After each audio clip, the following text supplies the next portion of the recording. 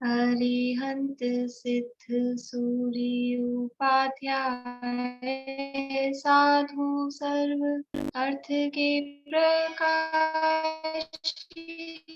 मांगलिक उपकारी हैं। तिनको स्वरूप जान राग ते भई जो भक्ति काय को नवाए स्तुति को जारी है। धन्य धन्य तिन्हीं ते काज सब आज भई कर जोरी बार बार वंदना हमारी है। मंगल कल्याण सुख ऐसो हम चाहत हैं। हो मेरी ऐसी दशा जैसी तुम धारी है। हो मेरी ऐसी दशा जैसी तुम धारी है। मंगलमय मंगल करण वीत राग विज्ञान नमो ताहि जाते भई अरहंतादि महान। करि मंगल करि हो महा ग्रंथ करन को काज जाते मिले समाज सब पावे निज पद राज। इस भव तरु का मूल एक जानहु मिथ्या भाव ताको करि निर्मूल अब करिए मोक्ष उपाय करिए मोक्ष उपाय। क्वेश्चन आंसर्स करने हैं। 20 नंबर तक हुए थे।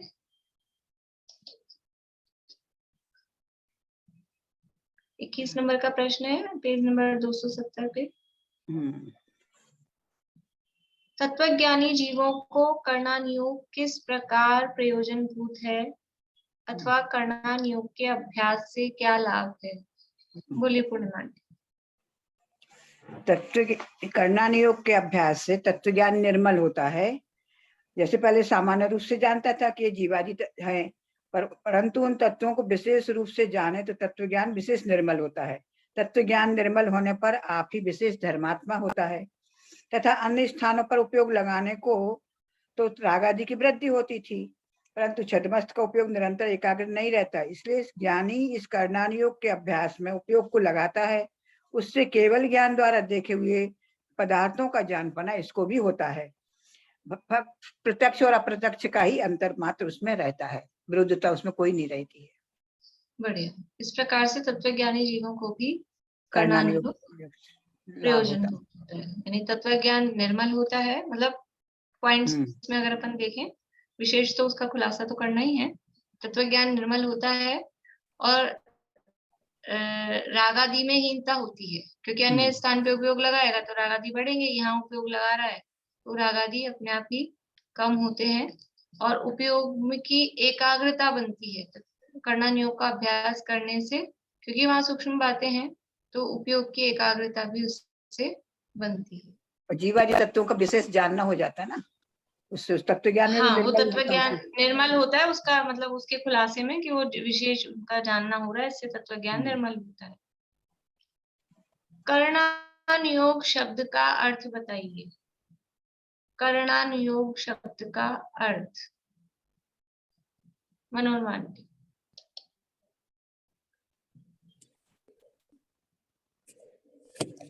करण अर्थात गणित कार्य के कारण रूप सूत्र, उनका जिसमें अनुयोग अधिकार हो वे करणान योग है। इसमें गणित वर्णन की मुख्यता रहती है। हाँ, बढ़िया। चरणान योग किसे कहते हैं? अनिता आंटी।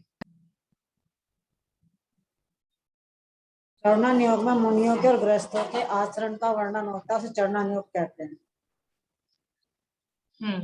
जिनमें मुनि और गृहस्थों के आचरण का वर्णन है, उसे चरणान योग कहते हैं। ठीक है।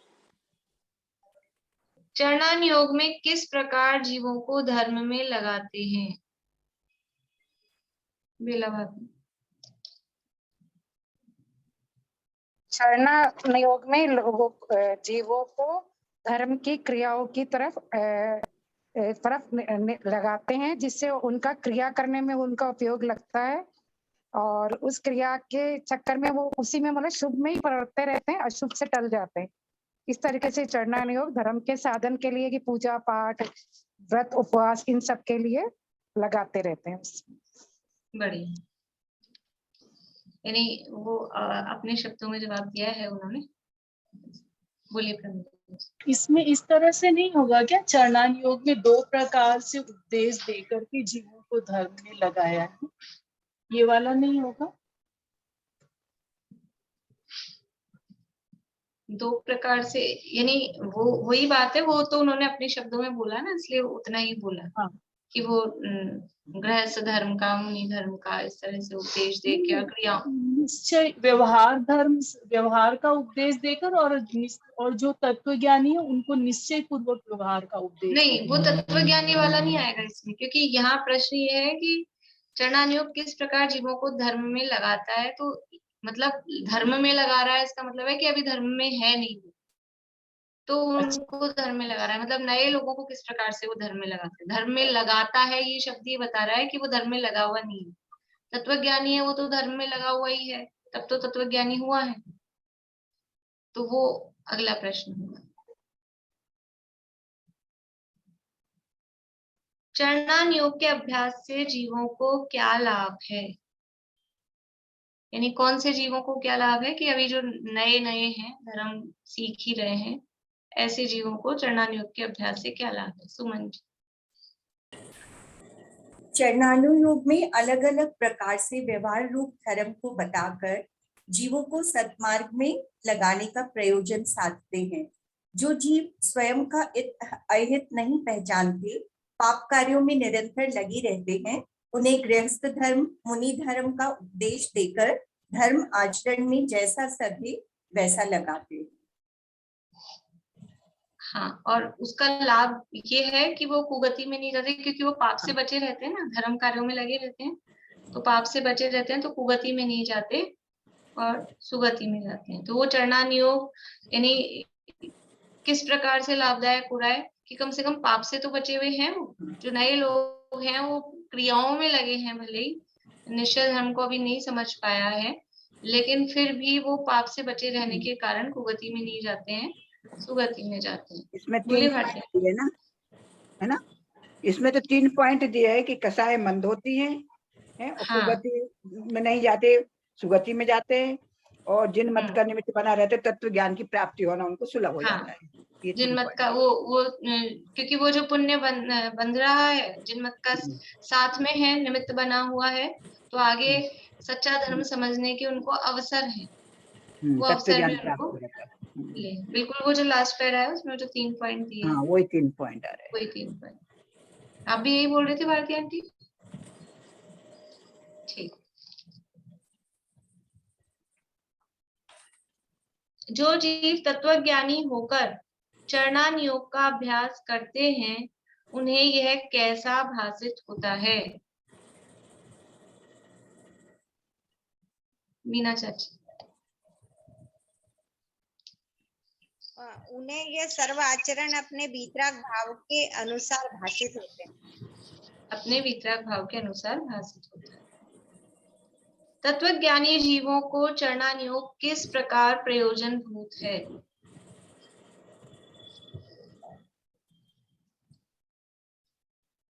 सुनीता आंटी।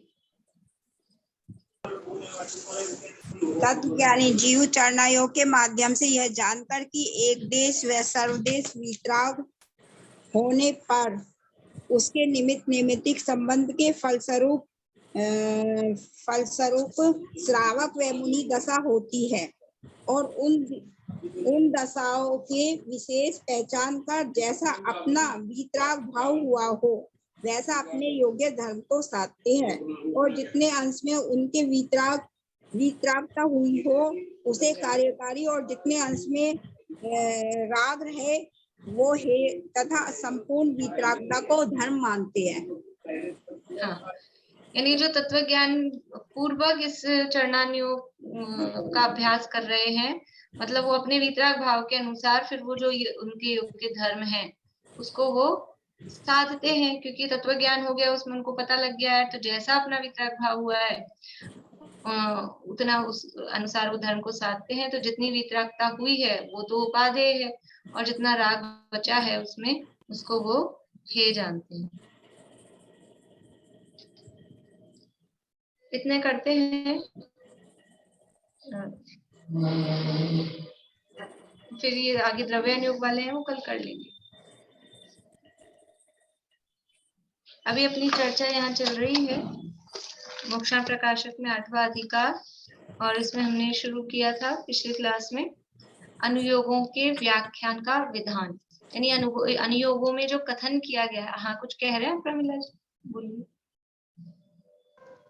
ये 279 पेज में लास्ट में दिया है यथार्थ सिद्धांत। 279? हाँ हाँ, यहाँ तो अभी अपन पहुंचे ही नहीं है।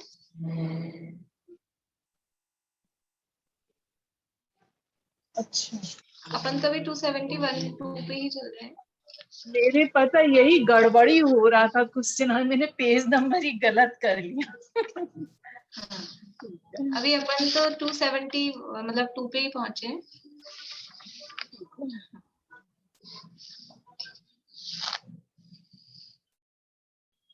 अनुयोगों के व्याख्यान का विधान। व्याख्यान का विधान मतलब कि उनमें जो कथन किया गया है उसके स्टाइल क्या है, उसकी अपेक्षा, वो यानी वो अपेक्षा भी नहीं, मतलब स्टाइल ही समझना चाहिए, वो तरीका, उसकी विधि क्या है, वो किस स्टाइल से बात करता है।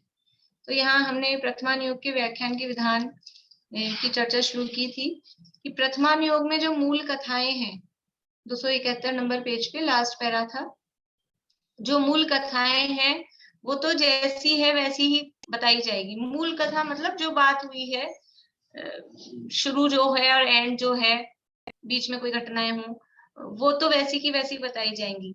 लेकिन अब उसमें प्रसंग, अब बीच बीच में क्या हुआ, प्रसंगोपात, मतलब कि मेन घटना जो हुई है कि ये ऐसे दीक्षा लेके मोक्ष चले गए हैं, ये एक घटना हुई है, या इनके साथ में युद्ध हुआ था, ये एक घटना है कि इसने इसका हरण कर लिया था, कि इसने इसको वनवास दे दिया था, ये ऐसी मूल घटनाएं हैं। लेकिन अब उसमें बीच बीच में जो प्रसंग आए हैं उसमें कुछ तो जो के त्यों जैसे हैं वैसे ही हैं, और कुछ उन प्रसंगों को वो लिखने वाला अपने अभिप्राय मतलब अपनी स्टाइल से लिखता है। अभिप्राय जो जिनवाणी का है वही रहता है, अभिप्राय में जिनवाणी के अभिप्राय से विरुद्ध नहीं होता है। जिनवाणी का अभिप्राय क्या है? जिनवाणी का अभिप्राय पहली बात वितरागता का पोषण करना है, अथवा जीवों को पाप से छुड़ाकर, यहाँ प्रथमानुयोग का प्रयोजन, क्योंकि प्रयोजन पहले बता दिया है, पाप से छुड़ाकर धर्म में लगाना है, तो वो उस प्रयोजन से वो स्लिप नहीं होंगे, वो प्रयोजन बराबर रहेगा। लेकिन वो प्रयोजन जैसे सिद्ध हो तो उसको थोड़ा अपने स्टाइल से वहां ऐसा कथन भी होता है, मतलब कुछ बातें एग्जैक्टली वैसी की वैसी हुई हो, कुछ कथन, कुछ यानी डायलॉग जो भी हो वो एग्जैक्टली वैसे के वैसे उन्होंने कहे हो, ऐसा नहीं है। वो जो लिखने वाला लेखक है वो अपने हिसाब से भी उसको लिख सकता है। उदाहरण दिया था, जैसे तीर्थंकर देवों के कल्याणकों में इंद्र आए, यह कथा तो सत्य है। सा इंद्र ने स्तुति की, उसका व्याख्यान किया। तो इंद्र ने कैसी स्तुति की? इंद्र ने तांडव नृत्य किया, तांडव नृत्य किया, ये बात सही है। लेकिन अब जैसे मान लीजिए पंचकल्याण, अभी तो यहाँ लिखने वाली बात है, लेकिन अब पंचकल्याणकों में जो भी सौदामित्र बनते हैं सब अपने अपने तरह से अलग अलग तरह से तांडव नृत्य करते हैं। तो क्या इंद्र वैसा ही तांडव नृत्य करता होगा जैसा इन्होंने किया? कि उन्होंने क्या कोई, आजकल तो अब इसमें भी वो हो गया कि वो पहले तो कुछ भी करते थे सौदामित्र जो बनते थे, पर अभी 8-10 साल से ये हो गया है कि वो बराबर प्रैक्टिस करके कैसा डांस करना है, अपने को नृत्य कैसा करना है, उसकी पूरी प्रैक्टिस से करते हैं। तो क्या इंद्र वैसा ही नृत्य करता है जैसा ये कर रहे हैं? ऐसा थोड़ी ना होता है। तो ऐसे ही इंद्र ने स्तुति की, भगवान की भक्ति की। केवल ज्ञान जैसे होता है, वहां सबसे पहले इंद्र पहुंचता है, इंद्र भगवान की स्तुति कर रहा है। तो इंद्र ने स्तुति की ऐसा कहेंगे वहां पंचकल्याणक में। और फिर या मान लीजिए अपने ग्रंथों में पुराण है, उसमें लिखा होगा और उसमें लिख दिया ऐसा, मेरे मन मंदिर में आन पधारो महावीर भगवान। तो क्या इंद्र ने यही वाली स्तुति गाई होगी, यही वाली भक्ति गाई होगी? ऐसा है, वीतरागी देव तुम्हारे जैसा जग में देव कहाँ, यही वाली स्तुति गाई होगी? ऐसा थोड़ी ना है। अब उसने जो की होगी, उसके जो शब्द होंगे, जिस भी तरह से उसने, अब बड़ी समस्याएं हैं, हिंदी में बोली होगी कि संस्कृत में बोली होगी, प्राकृत में बोली होगी, कौन सी लैंग्वेज में उसने स्तुति की होगी? अब जो भी हो यथा योग्य। यहाँ तो हम जिस लैंग्वेज में ग्रंथ लिख रहे हैं, जो संस्कृत के ग्रंथ हैं, पुराण संस्कृत में है, मूल पद्म पुराण, हरिवंश पुराण वगैरह, तो वहां अगर कुछ स्तुति लिखी होगी तो वो संस्कृत में लिखेंगे, और जो हिंदी में 24 तीर्थंकर पुराण है, वहां वो हिंदी में स्तुति लिखेंगे। तो इंद्र ने कैसी स्तुति की कि कुछ की होगी, इसी तरह से की होगी। इसी अब कभी किस यानी स्तुति करने में भी कौन लेखक किस चीज को हाईलाइट करके स्तुति कर रहे हैं? कोई उनके अंगों के आधार पे, निरखो अंग अंग जिनवर के, उस आधार पे कर रहे हैं, और समंत बदल आदि आचार्य हैं वो स्तुति करते हैं, तो वो सिद्धांतों के आधार पे करते हैं। कौन कौन से जो सिद्धांत हैं, अनेकांशवाद, उस आधार पे स्तुति करते हैं। तो ये सबकी अपनी अपनी लिखने वाले की ये स्टाइल है, उसको जो उसमें बताना है। जैसे देखिए, बड़े दादा ने लिखे हैं अपने प्रथमान योग के, मतलब कहानियों के उपन्यास टाइप के बहुत सारे। तो कोई सी भी उनकी है, समझ लीजिए विदाई की बेला है, कि सुखी जीवन है, कि इन भावों का फल क्या होगा। अब कहानी थोड़ी सी उन्होंने, वो तो सब काल्पनिक ही है, लेकिन मान लीजिए वो रियल हो, तो कहानी उन्होंने बनाई, या कहानी जो है वो उन्होंने लिखी। अब उसमें उनको 5 भाव समझाने हैं, कि उनको 4 ध्यान, आर्त ध्यान, रौद्र ध्यान, ये समझाना है, तो वो कुछ भी करके उसमें वो चीज डाल देते हैं। ऐसे ही प्रतिमान योग में दिव्य ध्वनि खिरी भगवान की, वो बताएंगे, और फिर दिव्य ध्वनि में यही आएगा कि ऐसे ये 4 भाव होते हैं, कि इसी शब्दों में वो इस तरह से बोलते हैं। दिव्य ध्वनि तो ओंकार रूप होती है, या जिस भी मतलब अपने अपने भाषा में अपने अपने प्रश्नों के उत्तर मिलते हैं। लेकिन जिस लेखक को जो सिद्धांत, जो मूल तत्व ज्ञान वहां समझाना है, वो वहां पे भगवान की दिव्य ध्वनि के नाम पे वो उस तरह से वहां पे लिख दिया जाता है। तो इंद्र ने तो अन्य प्रकार से ही स्तुति की थी, और यहाँ ग्रंथकर्ता ने अन्य ही प्रकार से स्तुति करना लिखा है, परंतु स्तुति रूप प्रयोजन अन्यथा नहीं हुआ। स्तुति की, और वो जो लिख रहे हैं स्तुति के नाम पे, उसमें स्तुति ही लिख रहे हैं। ऐसा नहीं स्तुति के नाम पे, जैसे पुराने जमाने में हम लोग जब पढ़ते थे, तो ऐसा, मतलब हमारे समय नहीं, हमारे से भी पहले, तो लोग ऐसा कहते थे कि कॉलेज के एग्जाम हो तो बस वो पेज भरने चाहिए, कि 20 नंबर का एक क्वेश्चन आता था, 5 क्वेश्चन आते थे, तो आपका आंसर, मतलब एक क्वेश्चन के आंसर में कम से कम 8, 9, 10 पेज होने चाहिए। तो क्या करते थे, कुछ लोग बोलते थे हम तो गाना लिखे आते हैं, हम तो कहानी लिखते, पिक्चर की स्टोरी लिखे आते हैं, ऐसा कुछ लोग। तो ऐसा कुछ भी वो लिख देंगे उसमें, ऐसा धांधलीबाजी नहीं चलेगी कि स्तुति के नाम पे कुछ भी लिख दिया। स्तुति के नाम पे स्तुति ही होगी, लेकिन अब वो स्तुति के जो शब्द होंगे, या उसमें जो भी भाव दिए गए होंगे, वो अपने अपने अलग टाइप से होंगे। तथा परस्पर किन्हीं के वचनालाप हुआ, वहां उनके तो अन्य प्रकार अक्षर निकले थे, यहाँ ग्रंथकर्ता ने अन्य प्रकार कहे, परंतु प्रयोजन एक ही दिखलाते हैं। अब वो जो वार्तालाप आपस में हो रहा है, राम सीता का हो रहा है, राम लक्ष्मण का हो रहा है, समझ लीजिए, या रामचंद्र जी का और विभीषण का हो रहा है, तो जो भी उनका वार्तालाप हुआ, देखो एक पद्म पुराण में ऐसा आता है कि विभीषण आया, रामचंद्र इधर इनके समझ लीजिए साइड में, राम की साइड में, तो इन लोगों को डाउट हुआ, राम लक्ष्मण आदि को, कि रावण का भाई, सगा भाई, और अपनी साइड आ रहा है, कि रावण की कोई चाल तो नहीं है। तो उस पे डाउट किया कि हम कैसे तुम पे विश्वास कर लें, तुम रावण के भाई हो और तुम हमारे पास आ रहे हो कोई हमारा लूप होल लेने की, हमारे कुछ वो करने इसलिए आ रहे हो, हम कैसे विश्वास कर लें। तो अब वहां पर जो पद्म पुराण के लेखक हैं उनको ये दिखाना था कि पंचम काल की निकृष्टता बतानी थी। तो पता है उसमें क्या शब्द दिए हैं कि यदि मैं झूठ बोल रहा हूँ, यदि मेरे मन में कोई मायाचारी हो, मैं कोई रावण के यानी वो बन के आया हूँ दूत, यदि मेरे मन में थोड़ी भी मायाचारी हो तो मैं पंचम काल का मनुष्य हूँ मर के। तो क्या वो विभीषण ने ऐसा ही कहा होगा अपनी सफाई में, यही शब्द कहे होंगे?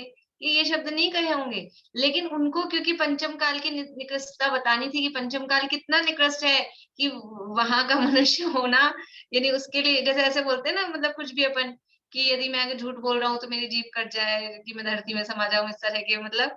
तो वो कितना उसको निकृष्ट रूप में देख रहे हैं कि पंचम काल का मनुष्य होना मतलब कितनी निकृष्ट बात है। श्राप दे रहे थे ना जैसे। श्राप देने जैसा है, ऐसी स्थिति है।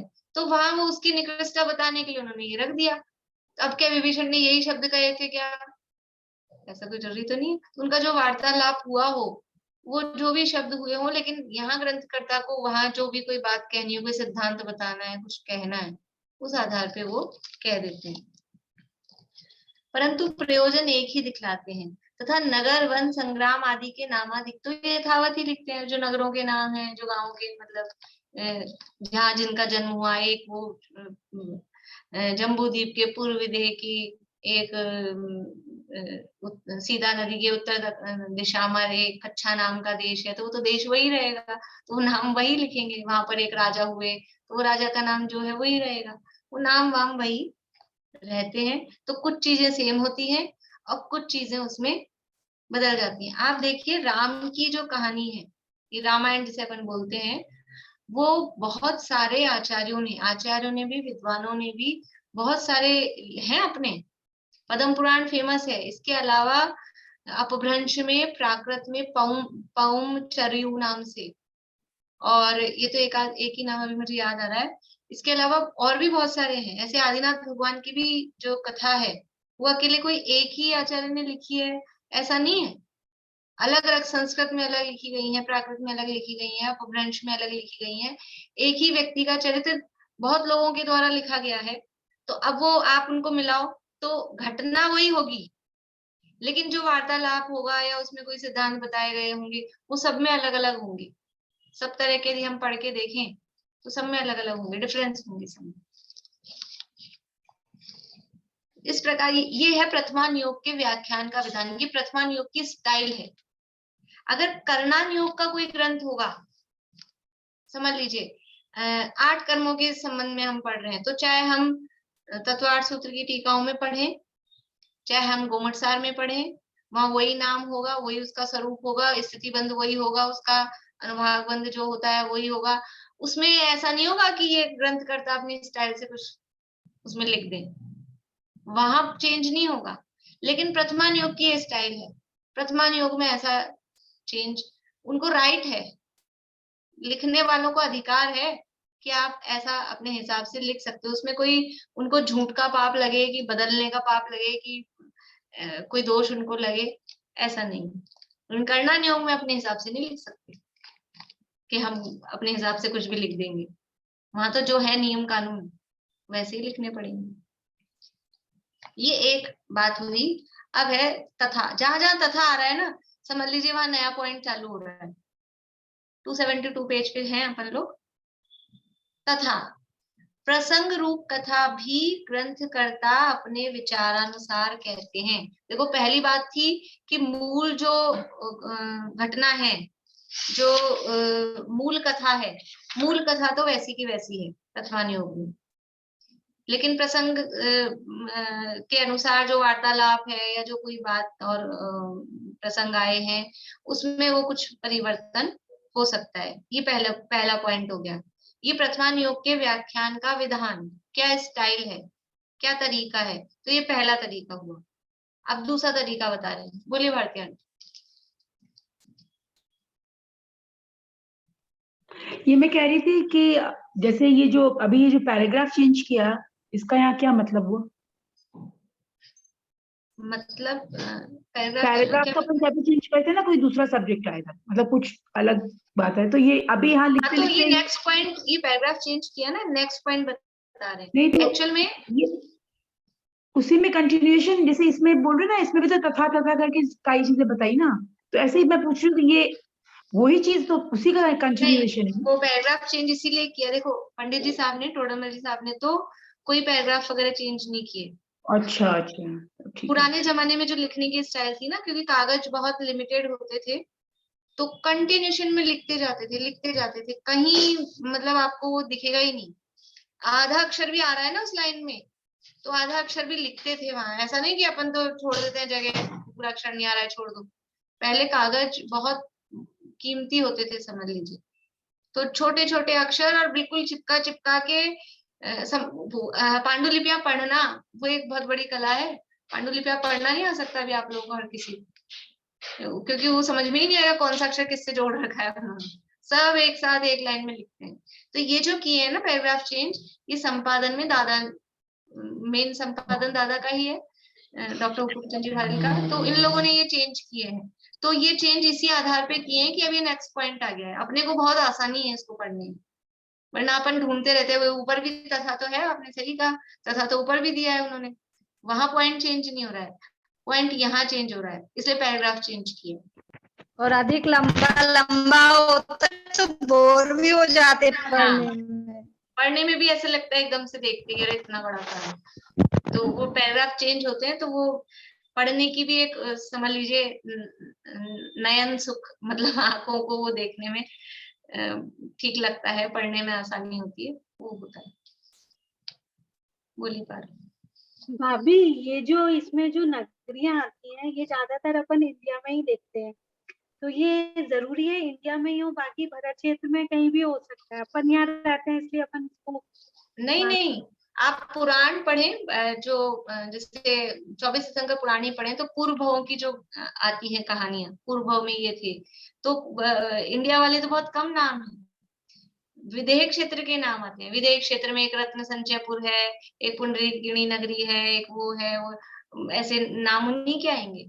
पर यदि अपन कर्म भूमि की देखेंगे तो जैसे अयोध्या हो गया, ये समय शिखर जी हो गया, ये नाम, और जो भी मतलब जैसे हाँ, वो इसलिए होंगे कि अगर तीर्थंकरों के पुराण अपन पढ़ रहे हैं, उनका वर्तमान भव देख रहे हैं, तो वर्तमान में तो यही हुए ना वो, या हम अपने अपने भारत क्षेत्र के कोई शलाका पुरुष का, मान लीजिए रामचंद्र जी का पढ़ रहे हैं वर्तमान भव, तो वर्तमान में तो ये अपने एरिया में ही हुए हैं ना, तो इसलिए यहाँ की नगरियों के नाम आएंगे। लेकिन अगर इनके पूर्व भव देखेंगे, तो पूर्व भव में ज्यादातर कभी धातकी खंड के विदेह क्षेत्र में, कभी जम्बूद्वीप के विदेह क्षेत्र में, कभी पूर्व पुष्करार्ध में, इस तरह से पढ़ने को मिलेगा। फिर वो नाम तो सिमिलर, वहां पे भी अयोध्या है नाम, वहां का भरत क्षेत्र है या विदेह क्षेत्र आदि है, तो वहां उस हिसाब से विदेह क्षेत्र में अयोध्या तो नहीं है नाम, लेकिन और जो नाम है वो सिमिलर भी हो जाते हैं।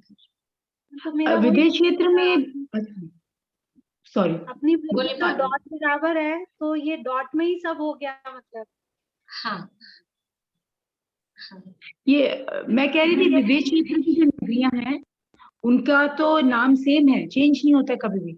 हाँ, वही नाम तो अपने भारत क्षेत्र में अपने ये तो जो छोटा सा जो भी है, इसमें तो नेम चेंज होते रहते हैं, तो भारत क्षेत्र में और नगरों के होते रहते हैं, लेकिन अयोध्या नाम वही रहता है, वहां पे भी वही मेन नगरी, जैसे अपने यहाँ अयोध्या है ना, वैसे ही वहां कच्छा देश, वो भरत क्षेत्र के जैसा, और फिर उस कच्छा देश में समझ लीजिए, अभी मैं कुछ भी एग्जैक्टली मुझे ध्यान नहीं, लेकिन सुसीमा नगरी है मान लीजिए, तो वो सुसीमा नगरी वहां की अयोध्या जैसी है, वहां तीर्थंकर होंगे।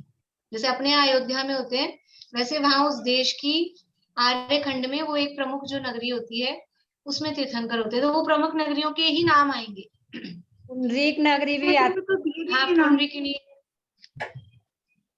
भारत क्षेत्र के तो नगरियों के नाम दिए भी नहीं है ना अपने कहीं पर। भरत क्षेत्र में अयोध्या है ना, एक ही नगरी का नाम मिलेगा आपको, जब भी नाम मिलेंगे एक देश में एक ही नगरी का नाम मिलेगा, बाकी और फिर जो है नाम वो बदलते रहते हैं, कुछ भी उस हिसाब से होते रहते हैं। तो वो अयोध्या हमारे भारत, यहाँ भारत देश वाला जो अयोध्या वहीं पर था। हाँ, ये अयोध्या यही है। तो जैसे अपने यहाँ बोलिए नीता आंटी। ये भरत है, जैसे भरत ऐरावत, ये नाम थोड़ी बदलते हैं, मेन नाम तो वही रहेंगे। भरत ऐरावत नाम नहीं बदलते, और अयोध्या, समेत शिखर, ये नाम भी नहीं बदलते। जैसे कहते ना भरत नाम, भरत बाहुबली, जो उनके मतलब उनके नाम से नहीं, वो भरत सब है। कहने की बात है। वो भरत क्षेत्र का नाम, भरत क्षेत्र, वो अनादि निधनी है। हाँ, क्योंकि 5 भरत है, 5 वे थोड़ा ना चेंज होंगे। वो तो भारत देश, अपने भारत का नाम भारत क्यों है, तो वो फिर उसके लिए कहते हैं कि एक ऋषभ देव के पुत्र भरत के नाम पर है, कि एक वो दुष्यंत पुत्र भरत के नाम पर है। वो भारत अपने हिंदुस्तान के लिए, और भरत क्षेत्र का नाम तो भरत क्षेत्र ही।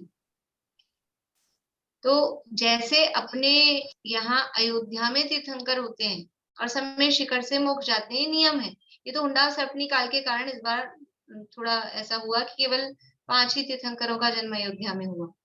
अदरवाइज हमेशा जो भी तीर्थंकर होते हैं वो अयोध्या में ही उनका जन्म होता है। ऐसे ही विदेह क्षेत्र में हर देश में एक एक नगरी है अयोध्या के समान। नाम उनका अयोध्या नहीं है, लेकिन उनका जो नाम है वही नाम उनका रहता है, और वो वहां की अयोध्या जैसी है। तो जब भी तीर्थंकर होंगे तो वो वहां उस नगरी में होंगे। बाकी तो मलेच्छ-खंड है 5-5, तो मलेच्छ-खंडों में सवाल ही नहीं है। वो आर्य खंड में उसी नगरी में तीर्थंकर अगर होंगे तो उसी नगरी में होंगे। जब एक साथ सारे होंगे तो उस नगरी में ही वहां तीर्थंकर होते। देखिए, तथा प्रसंग रूप कथा भी ग्रंथकर्ता अपने विचारानुसार कहते हैं। यानी मूल कथा तो जो कि त्यों है पहले पॉइंट में। अब ये प्रसंग रूप कथा जो आ रही है उसमें भी ग्रंथकर्ता अपने हिसाब से कोई कथा लिख सकते हैं। जैसे उदाहरण दिया, धर्म का परीक्षा एक ग्रंथ का नाम है, धर्म परीक्षा ग्रंथ का नाम है। और उसमें क्या है कि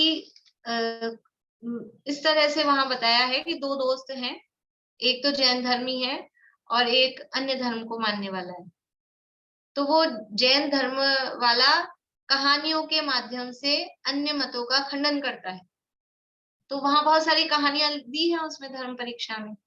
तो धर्म परीक्षा में मूर्खों की कथा लिखी।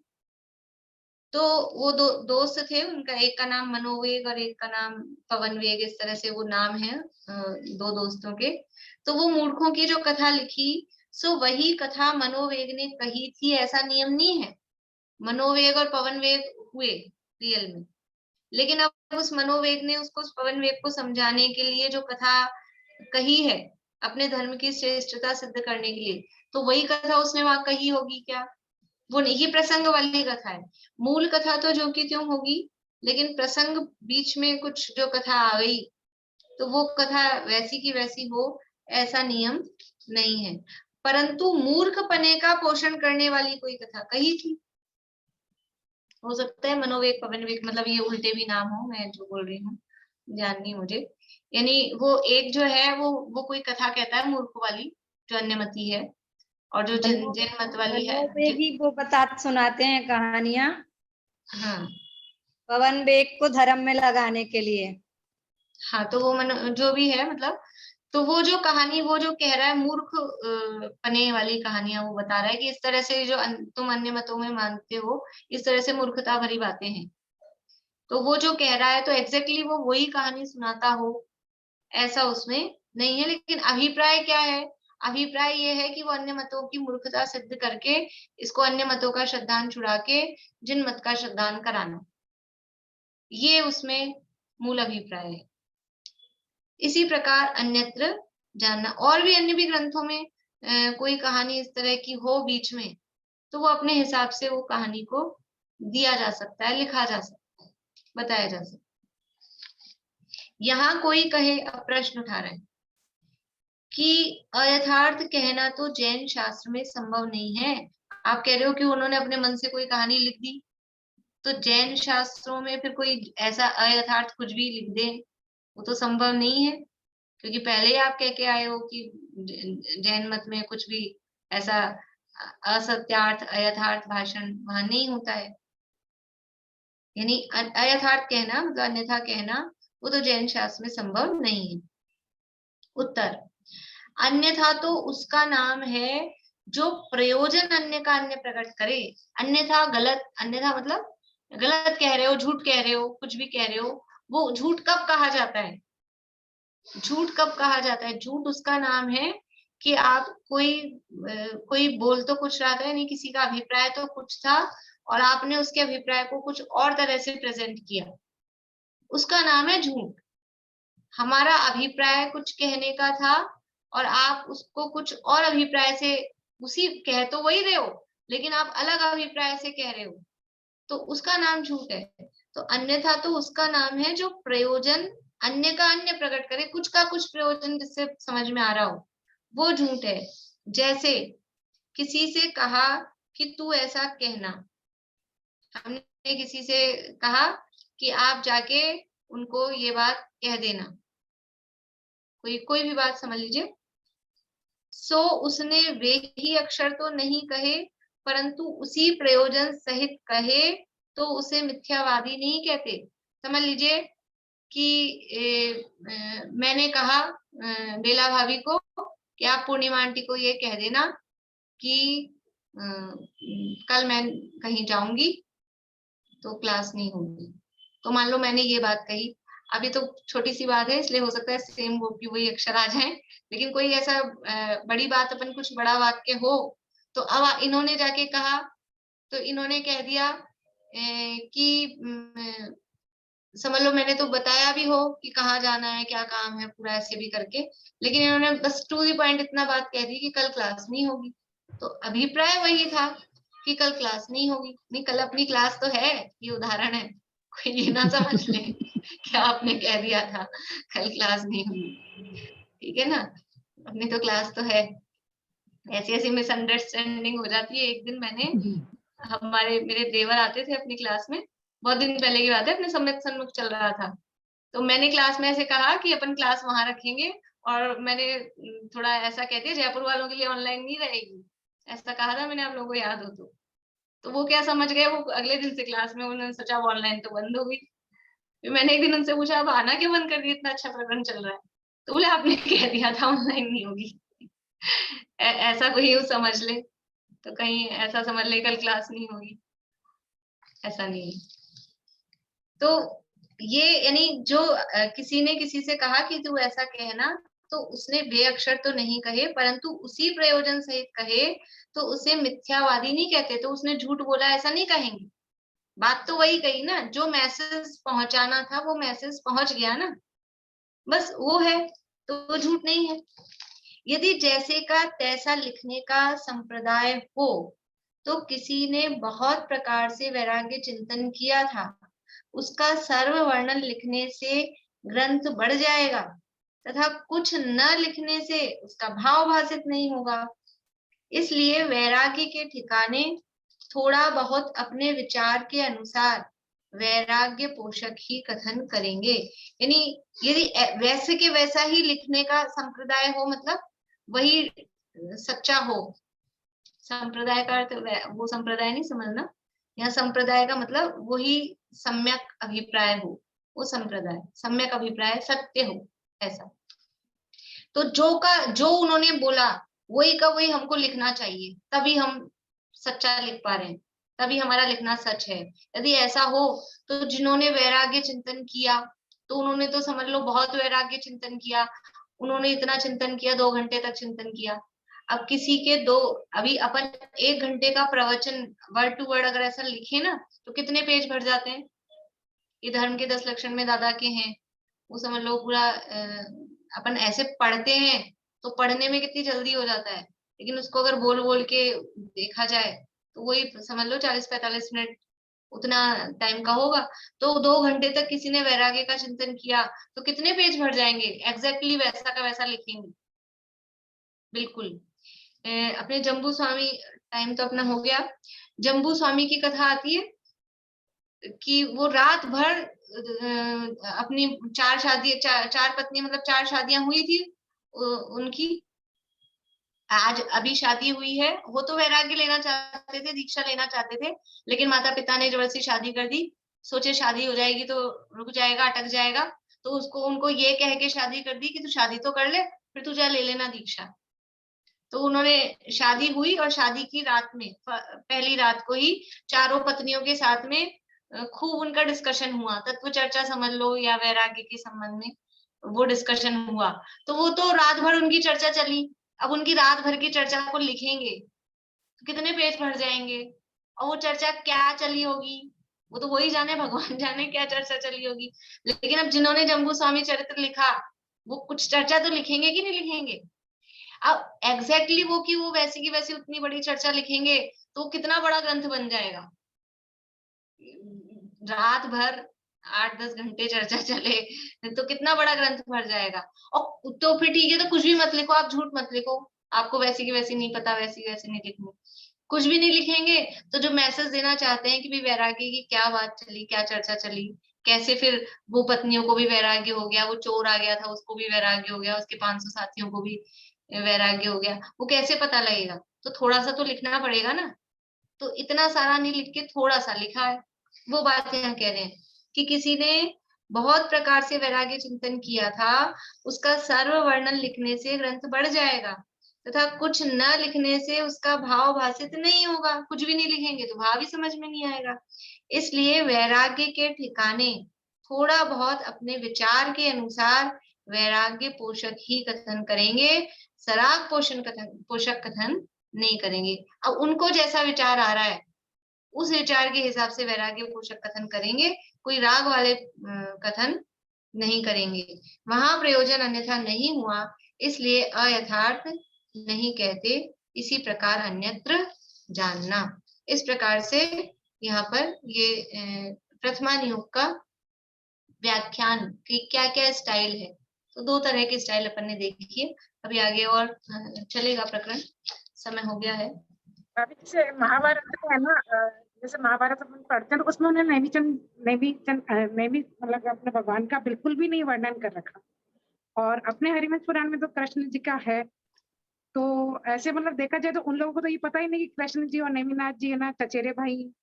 तो ये चीज भी तो मतलब कई जगह तो बिल्कुल जिसने जिसको माना उसको दिख लिया, और दूसरे का रहे बिल्कुल ही। उनको पता भी हो ना, तो वो मतलब ऐसा है ना कि वो अपने उसको हाईलाइट ही नहीं करना चाहते थे, तो उन्होंने बिल्कुल गायब कर दिया उसमें से वो चीज। हाईलाइट में मतलब ग्रिफ भी नहीं दिया, हाईलाइट तो छोड़ो ग्रिफ भी नहीं है, चलो थोड़ी सी जो होना चाहिए वो हाईलाइट भी मतलब उन्होंने उसको बिल्कुल निकाल ही दिया, क्योंकि वो तो अब देखा जाए तो अब कोई आदमी सोचेगा तो वो तो झूठ ही हो गया एक तरीके से, तो वो तो झूठ ही हो गई ना, तो कहानी तो सत्य कहाँ हुई।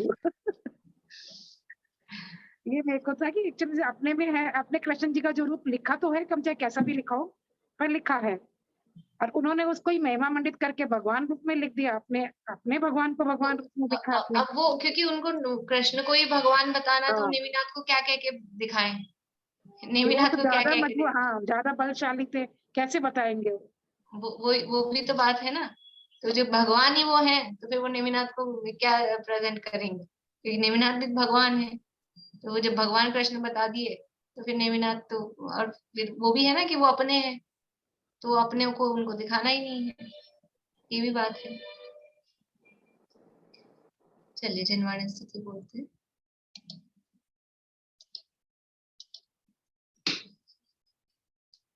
जोग धरे रहे जोग सो भिन्न अनंत गुणातम केवल ज्ञानी, तासुरी दृढ़ सोनिक सी सरिता सम वैश्रुत सिंधु समानी, याते अनंत नयातम लक्षण सत्य स्वरूप सिद्धांत बखानी, बुद्ध लखे न लखे दुर्बुद्ध सदा जग माही जगे जिन वाणी, सदा जग माही जगे जिन वाणी।